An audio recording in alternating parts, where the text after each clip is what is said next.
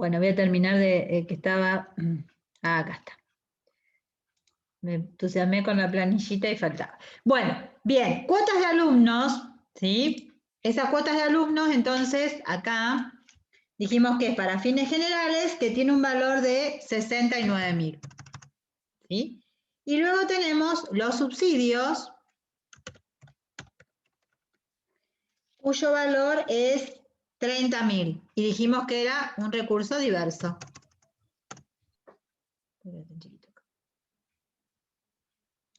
Profe, ¿esto lo va a subir? Sí, voy a subir de nuevo esto.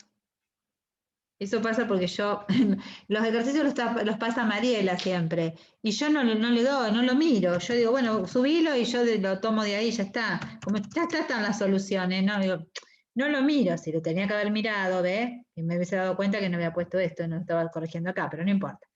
Entonces, yo lo voy poniendo en la clasificación de los recursos, ¿dónde va? Si es para fines generales, fines específicos o diversos. En este caso tenemos solamente dos tipos de recursos, uno fines generales y otro diversos. Este sería el anexo de recursos, ¿sí? Se podría también haber hecho en una nota, bueno, pero si no, hay un anexo para que en un cuadrito se comparen todos los distintos tipos de recursos que hay. Entonces, eso es lo que se pasó acá, fíjense. Recursos para fines generales, 69.000, recursos diversos, 30.000. ¿Sí? ¿Quedó claro? ¿Se entendió eso? Sí, profe. Bien. Entonces, total de recursos ordinarios, 99. Luego vamos, gastos generales de administración, ya los teníamos todos, podemos hacer una nota para ponerlo arriba, porque sería ese rubro nada más. Gastos generales de administración, 18.100. Eso es lo que pasamos al estado de recursos y gastos. Gastos específicos de sectores, también se hace una nota porque tenemos ya el total sumado, así que no hay ningún problema. Gastos específicos de sectores, 73.500, es lo que pasamos al cuadro de recursos y gastos. Y las depreciaciones de bienes de uso, que ahí estaban, son depreciación por 1.500, por lo tanto, también en una nota, depreciación 1.500. Y pasamos la depreciación por 1.500. Total de gastos ordinarios, sumamos todos los gastos estos que tenemos aquí, o sea, gastos de administración, específico del sector, depreciación de bienes de uso, y eso nos da 93.100, negativo obviamente porque son gastos. Luego tenemos resultado financiero y por tenencia. Acá hacemos nota y no hacemos anexo porque solamente tenemos intereses de préstamo. Entonces no necesariamente voy a hacer un anexo para decir generados por pasivo, intereses de préstamo. Como hay uno solo, sino si tenemos detalladas las partidas donde podemos saber si son positivos, negativos, o en el caso de unos R por T, por qué rubro se origina, lo abrimos, si no sumamos todo y ponemos todo junto en el rubro resultado financiero y por tenencia. Acá tenemos la nota donde tenemos que está integrado por interés de préstamo 1.000 pesos, que es negativo, por eso va a estar, un interés de préstamo es negativo, por eso va a estar restando. Entonces llegamos al superávit ordinario del ejercicio. ¿Qué tomamos? El total de recursos ordinarios menos el total de gastos ordinarios, más o menos el resultado financiero y por tenencia, porque este puede ser positivo o negativo, en este caso fue menos. Y llegamos al superávit ordinario del ejercicio, 4.900. No hay ni recursos ni gastos extraordinarios, por lo tanto llegamos al superávit final, que es 4.900. ¿Quedó claro? Sí, bueno. Sí. Bien, vamos ahora al estado de evolución del patrimonio neto. Para eso, ven que decíamos aporte de los asociados, superávit o déficit acumulado. Estos son aportes para, no es fondos, es aportes para fines específicos, porque fondos para fines específicos van al pasivo. Es aportes, ahí está. Aportes para fines específicos. Y tenemos superávit o déficit acumulado, superávit o déficit diferido, reservado y no asignado, y el total que nos quedaría. Bien, para eso partimos del saldo al inicio. Saldo al inicio del ejercicio, 1, a ver cómo está esto, acá. 1 del 19, no del 18. 1 del 19. ¿Qué tenemos? Nos fijamos, ¿se acuerdan en el punto 2 que decía información al 31/12 del 18? es lo que yo tenía en el patrimonio neto al inicio del ejercicio. Tengo capital por 28.000, capital, y superávit acumulado por 8.000. Superávit acumulado, sí, por 8.000. Entonces tenemos total del aporte asociado serían 28.000, superávit 8.000, hacen un total de 36.000.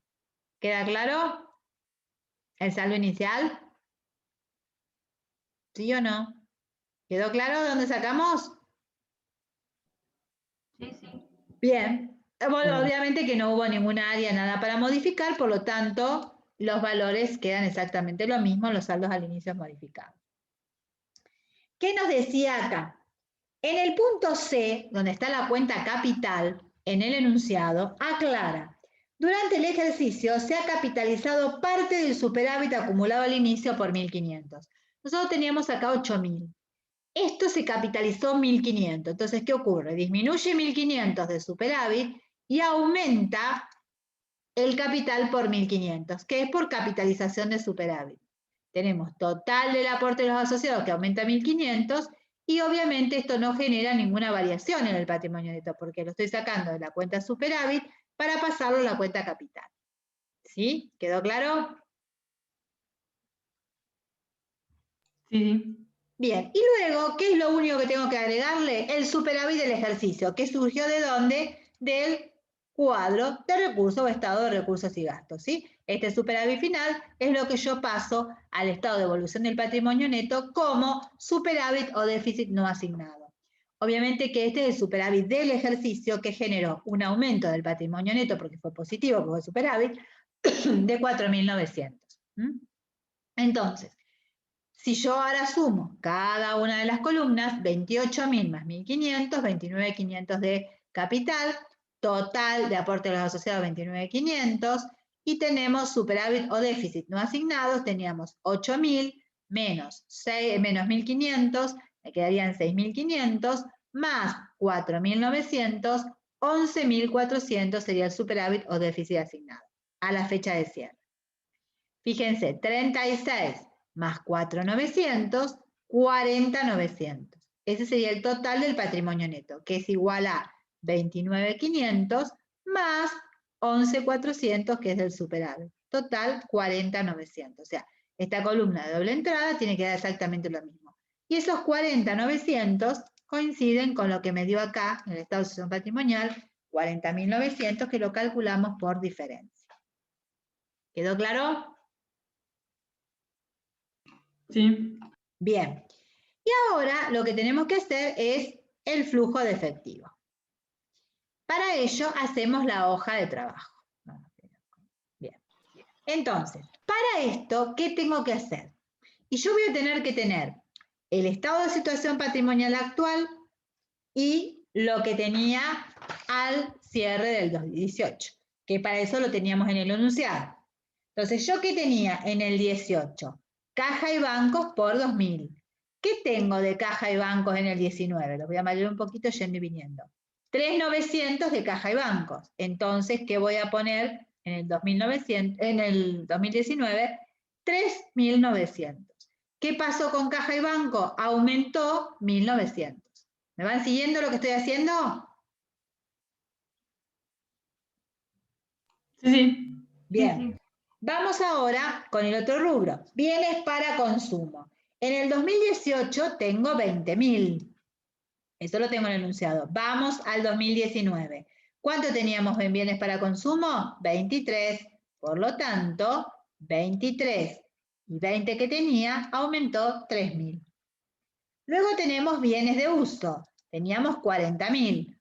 ¿Cuánto tenemos en bienes de uso ahora? 45. Por lo tanto, 45 menos 40 aumentó 5.000. Y en el activo no tengo otra cosa. Vamos al pasivo. Deudas bancarias y préstamos, las tengo separado, pero en realidad es lo mismo, deudas bancarias o préstamos. Por lo tanto, deudas bancarias en el 2018, 16 más 10, acá no me importa corriente o no corriente, 26. Vamos al estado de situación patrimonial y hago lo mismo. Préstamos, sumo los dos. lo corriente y lo no corriente. En total, yo tengo por pasivo de préstamos 31.000. Entonces, pasamos 31. No me importa la diferencia entre corriente y no corriente, porque yo acá lo que quiero ver es la variación del efectivo, entonces no me interesa. 31 y 26 aumentó 5.000 el préstamo, ¿sí? Vamos con el capital. ¿Qué teníamos en el capital? O sea, el patrimonio neto, que tengo acá, dice en el ejercicio,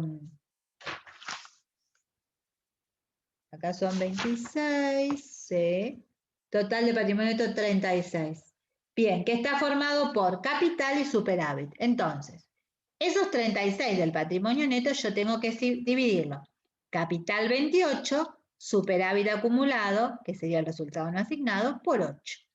¿No? Era lo que es resultado no asignado en el otro sistema. Acá es superávit acumulado. Lo separo. ¿Sí? Bien las partidas del patrimonio neto. Este capital de 28, vamos a ver en el estado de evolución del patrimonio neto, ¿a cuánto asciende el capital al cierre? Asciende a 29.500. Entonces, tengo acá 29.500. ¿Qué pasó con el capital? Aumentó 1.500 porque se capitalizó un superávit. Ahora, yo tenía 8.000 pesos. Si yo me fijo en el estado de evolución del patrimonio neto, el superávit no asignado termina siendo 11.400, pero acá dentro están los 4.900, que es el superávit del ejercicio, que yo lo voy a reemplazar por todos los recursos y gastos del ejercicio. Por lo tanto, yo lo que tengo que trabajar es con lo que venía del ejercicio anterior. Entonces, 8.000 menos 1.500, que fue lo que capitalicé, me quedaron 6.500 a la fecha de cierre de ese superávit acumulado al inicio. ¿Quedó claro eso? Sí. ¿Sí? ¿Sí? Bien. Quiere decir que disminuyó el superávit en 1.500. Bien. Y ahora vamos a esos 4.900 que nosotros obtuvimos como superávit del ejercicio, lo vamos a reemplazar por todas las partidas de recursos y gastos correspondientes. Entonces, vamos a poner directamente cuotas de alumnos, 69, subsidio, 30.000, estos son positivos, aumentan. Después tenemos los gastos generales de administración, que es negativo porque es un gasto, lo aumenta por el debe. Gastos específicos del sector, negativo, vamos a ponerlo en el debe. Depreciación de bienes de uso, negativo, aumenta por el debe. Intereses de préstamos, 1.000, negativo, aumenta por el debe. Entonces, una vez que estamos ahí, y ya terminamos de ver todo, pasamos todas las cuentas, tenemos que ver qué vamos a eliminar. Entonces acá me fijo primero en los recursos y gastos, ¿qué puedo eliminar? ¿Qué voy a eliminar? La depreciación de bienes de uso. Ya sé que eso lo elimino. Entonces por eso la pongo en el haber y en bienes de uso sumo 1.500. ¿Sí? ¿Qué otra cosa voy a eliminar? Y a mí me decía que el interés del préstamo estaba incluido, ¿se acuerdan los 1.000? Dentro de los préstamos. Por lo tanto, yo estos intereses no los pagué. Entonces, elimino el interés de préstamo y dentro de las deudas bancarias o préstamos elimino los 1.000 pesos de intereses. ¿Y qué otra cosa tengo que eliminar? Acá en el cuadro del cuadro de recursos y gastos no me queda nada. Obviamente que acá del activo tampoco tengo nada. En el pasivo ya está. ¿Qué me queda ver? El patrimonio neto. ¿Por qué aumentó el capital? Porque se capitalizó un superávit de 1.500. Por lo tanto, ¿qué quiere decir? Que ese capital aumentó no por un aporte de un asociado, sino porque capitalizó un superávit, cambió una cuenta de patrimonio neto por otra de patrimonio neto. Entonces, como eso no generó variaciones en el efectivo, elimino del capital el aumento 1.500 y elimino de la disminución de esos resultados de estos superávit acumulados, elimino los 1.500 de disminución porque no generó ninguna variación en el efectivo. ¿Quedó claro eso?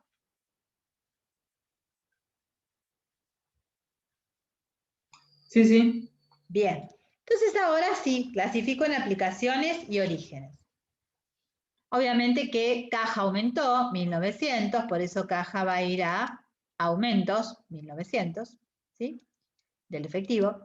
Y luego tenemos bienes para consumo. Yo compré, se aumentó, compré, es una aplicación. Los bienes de uso, tan mayores, teníamos 5.000 más 1.500 que le sacamos de la depreciación que restaba. El valor de compra de los bienes de uso fue 6.500, ¿sí?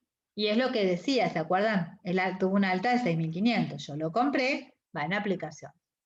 Préstamos, teníamos 5.000, pero dentro de estos 5.000 de aumento había 1.000 de intereses. Por lo tanto, la obtención de préstamos sería un origen de 4.000 pesos. Capital quedó eliminado, el aumento, porque fue por una capitalización de superávit acumulado. Queda eliminado, y acá no voy a tener distribución ni pagos de dividendos. ¿Por qué? Porque es un ente sin fin de lucro. Entonces, siempre los superávit acumulados, cuando disminuyen, van a ser porque se capitalizaron o bien porque se constituyó una reserva. Pasado a ser superávit reservado. Pero nunca puede ser una causa que genere pago de la nada a los asociados porque no va. ¿Sí? Es un ente sin fin de lucro, por lo tanto no van a recibir ninguna rentabilidad los asociados. Luego tenemos la cuota de alumnos, que es un origen porque se cobra, lo mismo que los subsidios que yo cobro, son orígenes, y pagamos gastos generales de administración, gastos específicos de sectores. Vemos, sumamos las aplicaciones y los orígenes y nos da el aumento del efectivo de 1.900. ¿Quedó claro la hoja de trabajo de flujo de efectivo? Sí, sí. Bien, vamos ahora al método entonces. A presentar el estado de flujo efectivo, método directo.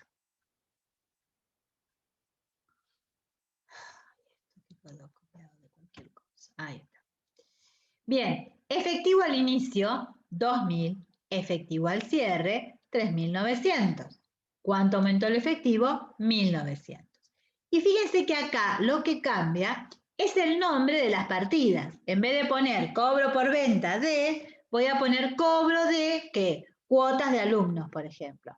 O cobro de, qué sé yo, cuota para un taller específico. Entonces, eso sería lo que voy a poner, pues serían recursos para fines generales, recursos para fines específicos. Sería lo operativo. Entonces, fíjense que el cobro de cuotas de alumnos, 69.000, vamos a ponerlo allí.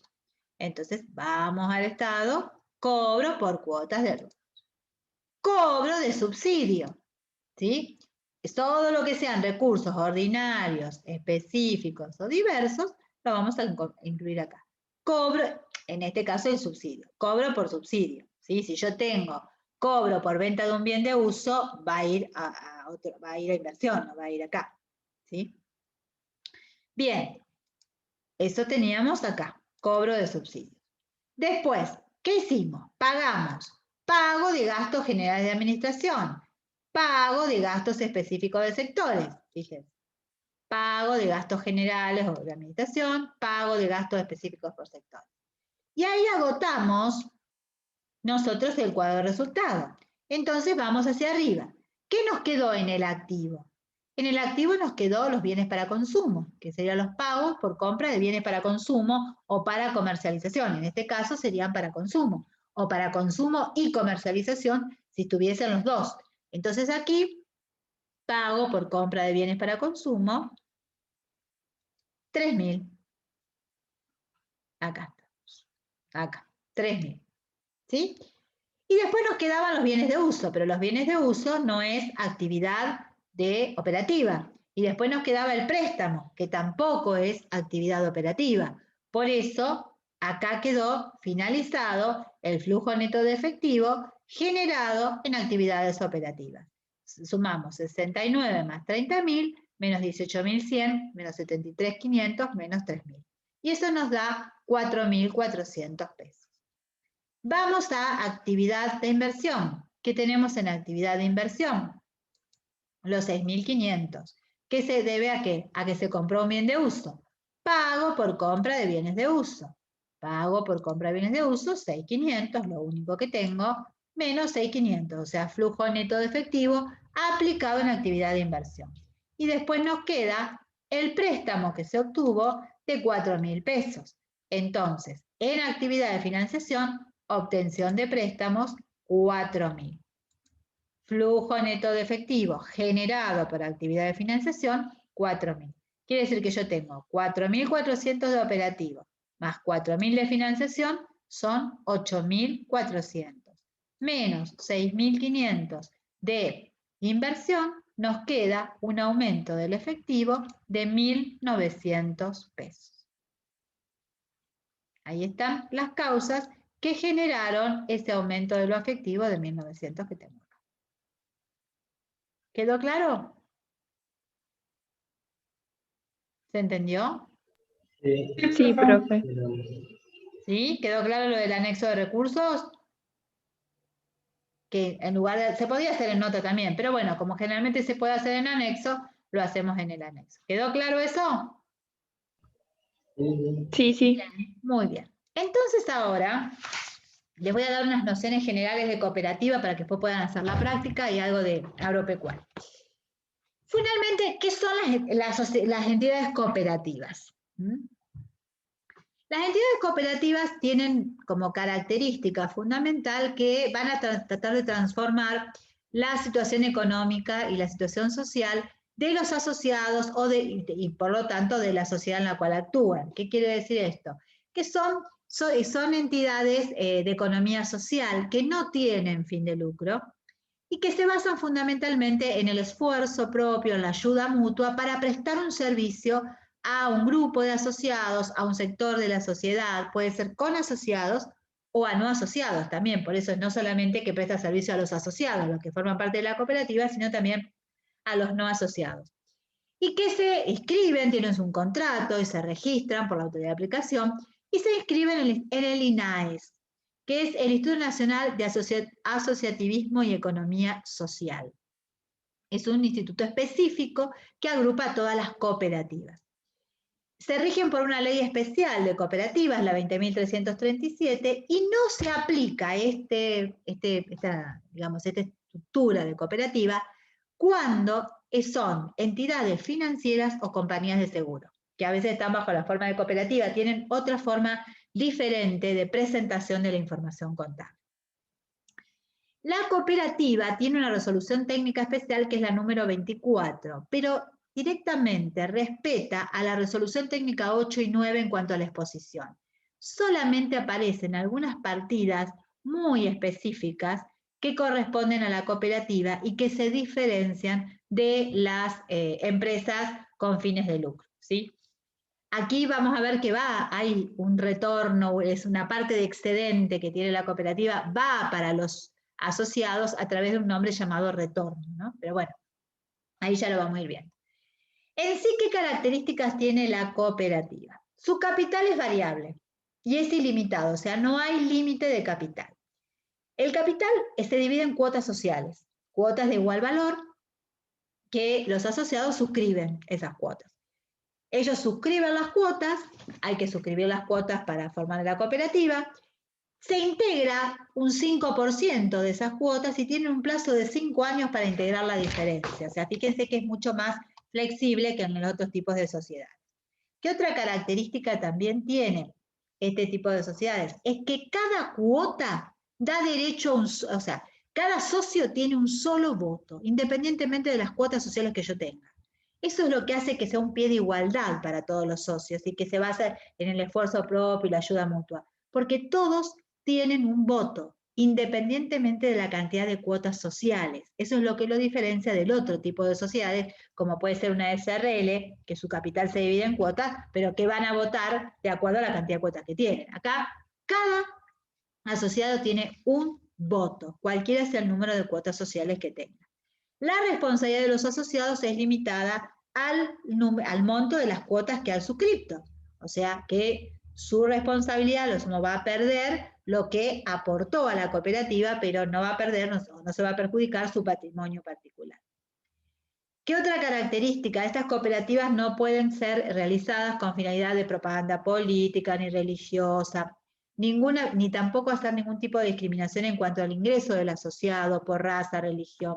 No hay ningún tipo de diferenciación. Cualquiera que puede comprar una cuota puede formar parte de esa cooperativa. O sea, no hay por eso no hay límite y se dice que el capital es variable. Lo que sí hay un mínimo de asociados que son 10, lo mínimo que tenemos que tener de asociados. Tiene un órgano que controla, que es la sindicatura, que va a controlar que se cumpla lo que decide la asamblea, lo que deciden los asociados, que van a ser elegidos por la asamblea los síndicos, que pueden ser uno o varios, y que son asociados, que es independiente del auditor. El auditor es la persona que va a controlarlo y que generalmente es auditor externo y que ahí sí tiene que ser un contador público matriculado y que es el que desde el momento de la constitución hasta la liquidación de la cooperativa debe hacer informes de los estados contables anuales y también informes trimestrales de cómo va evolucionando la cooperativa. O sea, la auditoría es fundamental en este caso. ¿Qué otra característica? No se van a repartir los excedentes que constituyan fondos o reservas, porque están destinados para determinados fines o para cubrir situaciones de pérdida. Casi hablamos de resultado en las cooperativas, ¿sí? Para cubrir pérdidas. Pero sí se va a repartir parte del excedente a los asociados en función de los servicios que estos asociados presten a la cooperativa. Y acá también va a haber, como toda cooperativa, busca fomentar la capacitación cooperativa, la promoción del cooperativismo, o sea, son otras funciones que también tiene la cooperativa para difundir sus ideas, ¿sí? Para promover lo que es la solidaridad, lo que es la cooperación y demás. Bien, ese serían en cuanto a características generales. ¿Qué sería el acto cooperativo? Es la actividad que desarrolla la cooperativa con sus asociados o con no asociados o cooperativas entre sí. Y la gestión cooperativa es la actividad que determina su organización y su prestación de servicios. O sea, ¿cuál es la actividad que da origen a esa cooperativa? Es organizar y prestar el servicio para el cual fue constituida esa cooperativa. Y dentro de las cooperativas existe otro elemento adicional, que es para conformar o complementar ese capital que está formado por las cuotas sociales que suscribieron los asociados, que la asamblea lo puede emitir siempre que la autoridad de aplicación, el INAE, lo autorice. Son los títulos cooperativos de capitalización. Es decir, es una forma que obtiene dinero la cooperativa a través de aportes que hacen los asociados, por los cuales ella le paga un interés y que luego se pueden capitalizar y formar parte del capital de la cooperativa. O sea, transformarse después en cuotas sociales.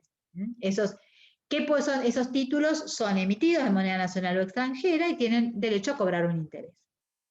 Entonces, ¿qué ocurre? Cuando llega el final del ejercicio y determinamos el excedente, se llama excedente a la diferencia entre el precio de venta del servicio con los costos que insume la cooperativa para poder prestar ese servicio. Ese es el excedente o lo que nosotros en otras sociedades decimos utilidad. Acá hablamos del excedente. Y ese excedente, ¿cómo se reparte? Tenemos un 5% para reserva legal, fíjense, igual que en las otras sociedades. ¿Por qué? Porque hay que guardar un porcentaje de ese excedente para cubrir futuras pérdidas. Podemos hacer una reserva especial también, si nosotros podemos diferenciar un poquito lo que es actividad realizada con asociados de con no asociados. Entonces, los ingresos que se obtengan de las actividades realizadas con no asociados o con operaciones ajenas a la actividad cooperativa, van a poder permitir, si la asamblea lo decide, constituir una reserva especial. Si no, esa reserva especial no se constituye.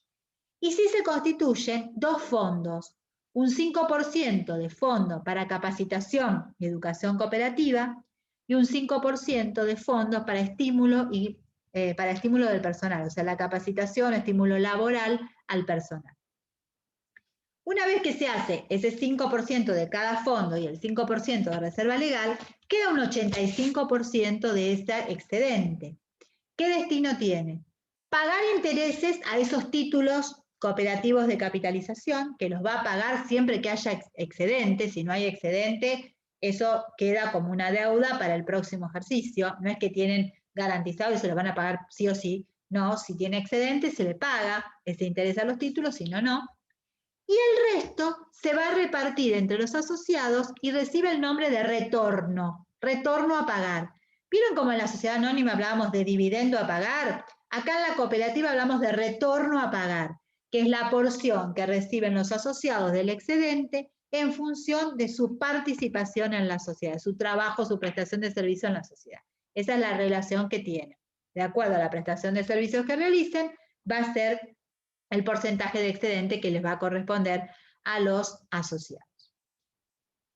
¿Qué ocurre cuando la cooperativa se disuelve? O sea, se liquidan todos los activos, se pagan las deudas, se devuelve el valor de las cuotas sociales a los asociados y el remanente, el sobrante patrimonial, se entrega al INAES. ¿Para qué? Para otras cooperativas o a la Federación de Cooperativas, para otra cooperativa dárselo, pero nunca se distribuye entre los asociados. Solamente los asociados reciben la cuota de capital, lo que ellos aportaron. Entonces, ese valor de las cuotas lo van a recibir cuando se liquida, pero nada más, porque el retorno ya lo fueron cobrando a medida que fue obteniéndose en las actividades, a lo largo de los ejercicios. Cuando se liquida, solo se llevan, digamos, el valor de las cuotas sociales. ¿Quedó claro? ¿Se entendió? ¿Las características de la cooperativa? Sí, profe. Bien, acá se aplica la resolución técnica 8 y 9, o sea que no hay modificación, no hay, si bien hay una resolución técnica especial, la 24, que nos explica un poquito todos estos conceptos de cooperativa, solamente va a indicar aquellas partidas que son diferentes. Por ejemplo, en el estado de situación patrimonial, en el activo va a estar todo lo mismo. En el pasivo, ¿qué voy a agregar en el pasivo? El retorno a pagar en lugar de dividendo a pagar. ¿Sí? Y si hay, por ejemplo, devoluciones de capital o de intereses impagos, ¿qué quiere decir? Si algún asociado se va de la cooperativa y le tienen que devolver las cuotas sociales, y bueno, y no se la han devuelto en ese momento, entonces tienen un compromiso de devolver el capital y de pagar intereses a esos títulos cooperativos de capitalización. Si no hubo excedente para poder pagarle, entonces aparecerían esas partidas dentro del pasivo, adicionales a las otras partidas que puede haber normales de cualquier empresa. Eso en cuanto al estado de situación patrimonial. En cuanto al estado de resultado, es exactamente igual al estado de resultado de cualquier empresa con fin de lucro. Lo único que acá se hace una aclaración en el resultado final. Cuando yo determino el resultado final, se separa si es un resultado generado por la gestión cooperativa con los asociados, si es un resultado generado por gestión cooperativa con no asociados, o si es un resultado generado por operaciones ajenas a la gestión cooperativa. Es decir, ¿qué sería un resultado generado por operaciones, o sea, generado por actividades, o sea, o gestión cooperativa con asociados? Y sería la actividad que realiza la cooperativa que se ha desarrollado solamente con los asociados, es decir, con aquellas personas que forman parte de la cooperativa. O sea, una cooperativa eléctrica que solamente sea brinde servicio eléctrico nada más que a los asociados. Otro sería, por ejemplo, los resultados que se obtengan por operaciones que realizo por gestión o cooperativa con no asociados, es decir, que además del servicio de prestárselo a los asociados, se lo preste también a los no asociados. Entonces ahí separamos qué resultados se generan por esa gestión cooperativa con no asociados. Y resultados que se generen por operaciones ajenas a la gestión cooperativa, ¿qué serían? Aquellos resultados que no están relacionados con la actividad de la cooperativa. Resultados de las inversiones, o sea, de intereses de plazo fijo si hace la cooperativa, o en el caso de, digamos, diferencias de cambio por la moneda extranjera, diferencia de cotización que tenga por si yo vendo alguna acción, el resultado por venta de alguna acción que podemos tener, por venta de bienes de uso, si recibimos alguna donación, entonces también van a ser resultados por operaciones ajenas a la gestión cooperativa o a la actividad cooperativa. ¿Sí? Son otros tipos de resultados que se pueden obtener. Entonces, eso es lo único que hay que hacer, diferenciar del resultado final qué porcentaje se destina, qué monto se destina a gestión cooperativa con asociados, con no asociados, operaciones ajenas a la gestión cooperativa. Y cuando hacemos el estado de evolución del patrimonio neto, en lugar de decir aporte de los propietarios, decimos aporte de los asociados, ¿y qué vamos a tener? El capital, que va a estar formado por el valor nominal de las cuotas sociales, el ajuste de capital por las represiones, y vamos a tener también ahí, si puede haber, supongamos, intereses, ¿sí?, pendientes de capitalización. Por ejemplo, si hay intereses que se relacionan con los títulos de capitalización cooperativa, que no alcanzaron para llegar a formar el valor de la cuota social. Entonces están pendientes de capitalización. Si hay intereses o algún retorno, porque puede ser que algún asociado, el retorno, en lugar de llevárselo, quiera capitalizarlo. Entonces se lo cambien por cuotas sociales. Entonces, si el valor de la cuota no alcanza el monto del retorno, va a estar pendiente de capitalización. Y también algunos otros aportes que hacen los asociados, como ser, por ejemplo, estos títulos cooperativos de capitalización, que se estén pendientes de capitalización, porque una vez que están totalmente integrados, pueden ser capitalizados. La asamblea pueden ser capitalizadas, ¿sí? Entonces, eso sería lo que formaría los aportes de los asociados. ¿Qué formarían los resultados acumulados? Y lo que conocemos, las ganancias reservadas, o sea, las reservas que se constituyan, utilidades retenidas ya sea legal, estatutaria o facultativa, los resultados no asignados, que no tengan todavía asignación específica, y los resultados diferidos en el caso del saldo de revaluación. O sea, ahí va a ser exactamente lo mismo que en los otros estados de evolución del patrimonio. Y el estado de flujo de efectivo es exactamente igual al estado de flujo de efectivo que realizamos en la resolución técnica 9, o sea que no hay ninguna modificación en el estado de flujo de efectivo.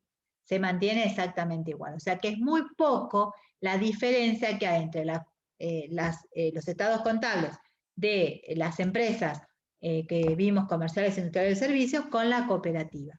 La cooperativa solo cambia en el caso del retorno, ¿sí?, de hablar de excedente repartible, y que en el patrimonio neto podemos también tener los fondos, el 5% de fondos de capacitación y educación cooperativa y el 5% para estímulo del personal.